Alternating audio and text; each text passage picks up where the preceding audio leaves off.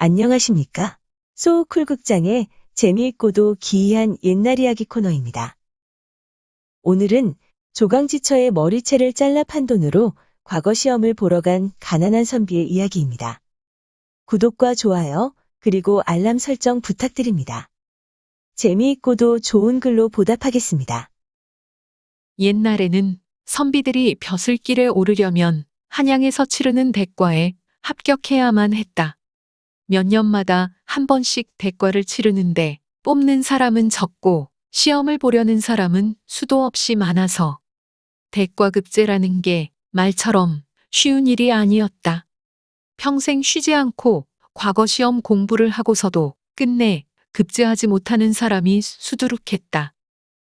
그때 시골 마을에 한 선비가 살고 있었다. 머리가 좋은 데다 부지런히 공부해서 상당한 실력을 갖춘 선비였다. 그만하면 충분히 과거에 급제할 실력이 되었지만 어찌 된 일인지 선비는 시험을 볼 때마다 낙방했다. 그렇게 하기를 여러 차례 나이 40을 넘기고 보니 집안 살림이 말이 아니었다. 아내가 상일을 해서 겨우 끼니를 이었지만 그것도 한계가 있었다.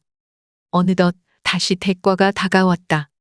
선비는 이번 기회가 마지막이라고 생각하고 길 떠날 채비를 했다.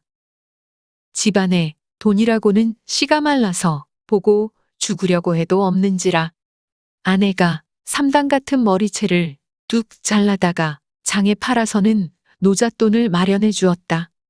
미안하오. 내가 이번에는 반드시 급제하고 오리다.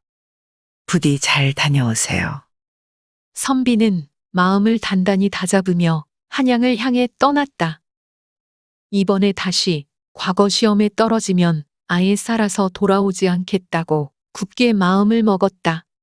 선비는 수많은 다른 응시자와 함께 과거장에 들어갔다. 하지만 문제를 받아든 순간 갑자기 눈앞이 어지러지해지면서 아무 생각도 나지 않았다.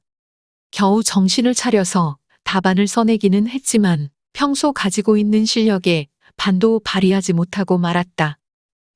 아니나 다를까 결과는 또 낙방이었다.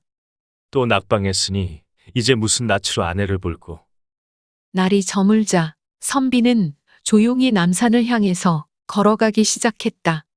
산기슭에 다다른 선비는 소나무에 끈을 매달아 놓고서 길게 탄식했다. 가슴에 숨은 뜻을 펴보지도 못하고 여기서 이렇게 죽고 마는구나. 내가 죽고 나면 불쌍한 우리 아내는 누가 있어 보살필고. 그때였다. 선비가 막 올가미에다 목을 매달려고 하는 순간 갑자기 누가 달려와서 그를 확 붙잡았다. 그 뒤로 어떤 점잖은 양반 한 사람이 다가왔다. 지금 이게 무엇하는 짓이오? 그냥 죽게 놔두십시오. 그러지 말고 왜 이러는지 사연이나 좀 말해 보구려. 양반이 그렇게 묻자 선비는 눈물을 글썽이면서 자신의 기막힌 사연을 털어놓았다. 사정이 이러니 내가 얼굴을 들고 아내를 어찌 다시 볼 수 있단 말입니까? 차라리 여기서 깨끗이 죽느니만 못합니다. 그러자 묵묵히 그 말을 듣고 있던 양반이 이상한 말을 꺼냈다. 죽기는 아직 이릅니다. 내가 들으니 이번에 임금님이 특별히 알성시를 보인다고 합디다. 그걸 한번 보시구려. 그건 금시초문인데요. 내일 날이 밝으면 알게 될 겁니다.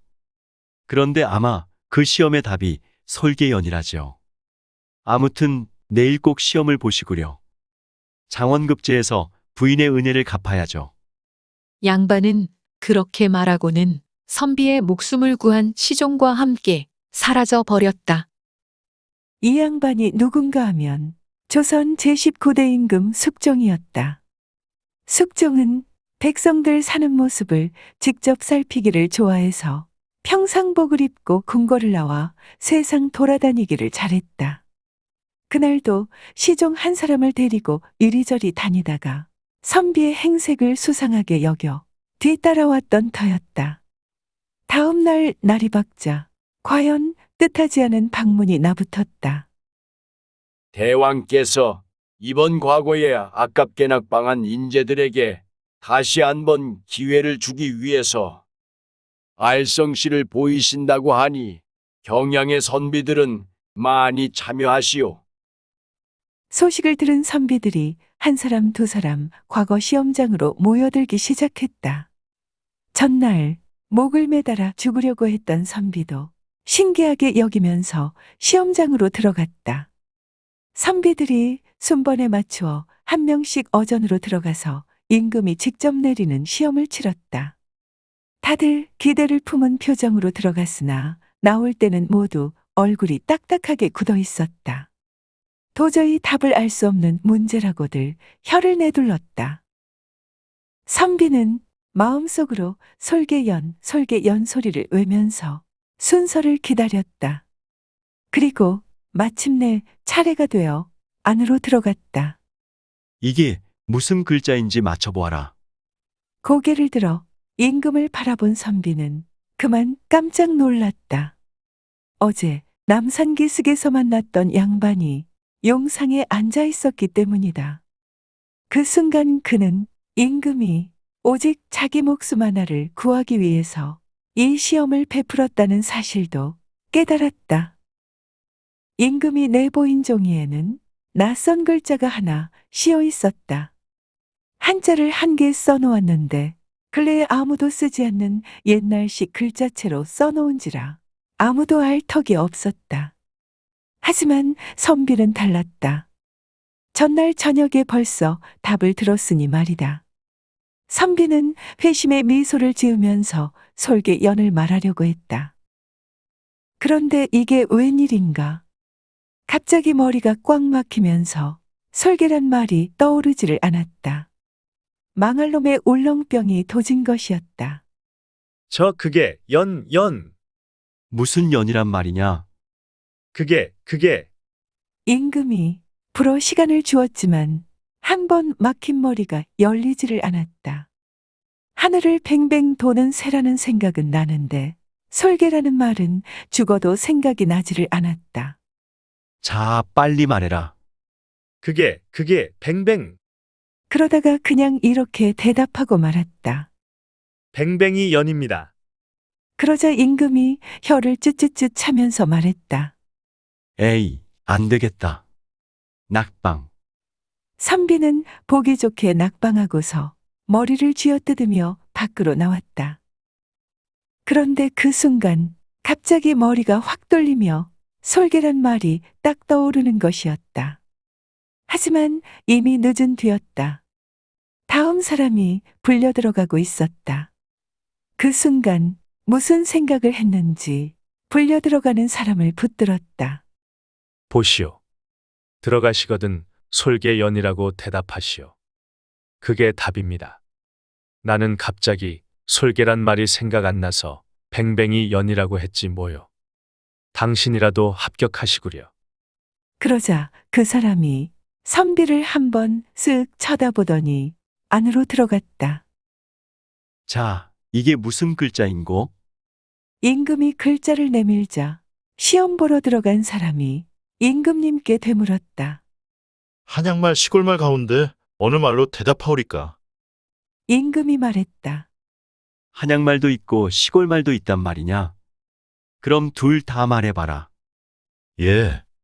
그 글자는 한양말로는 솔개연이라고 하고 시골말로는 뱅뱅이연이라고 합니다. 그러자 임금이 무릎을 탁 치더니 신하들한테 말했다. 여봐라. 그럼 아까 그 선비도 맞춘 게 아니냐? 어서 가서 그 선비를 데려와라.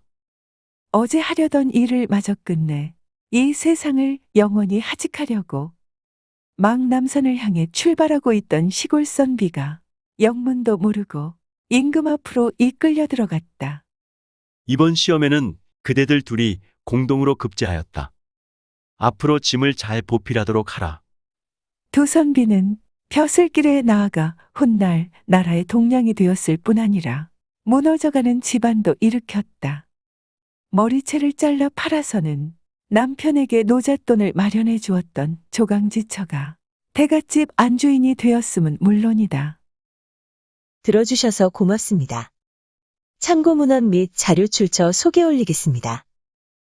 신동은 교수가 엮은 세계민담 전집 한국편의 내용을 빌렸습니다. 한국민족문화 대백과사전, 한국민속 대백과사전, 한국학중앙연구원, 그리고 국립민속박물관의 기사와 사진을 빌렸습니다. 숭실대 한국기독교 박물관의 그림과 우정사업본부 2019년 발행 우표를 빌렸습니다. 위키백과와 나무위키의 기사와 사진을 빌렸습니다. 조선시대 화가 김홍도, 신윤복, 김준근, 김득신 그리고 안중식의 그림 몇 점을 빌렸습니다. 핀터레스트, 아이스탁바이 게티 이미지, 크라우드픽 그리고 게티 이미지 뱅크의 사진과 일러스트를 빌렸습니다. 소쿨 극장은 일주일에 3번, 매주 화요일, 목요일 그리고 토요일 오전 10시에 이야기를 올립니다. 고맙습니다. 다음에 만날 때까지 안녕히 계셔요.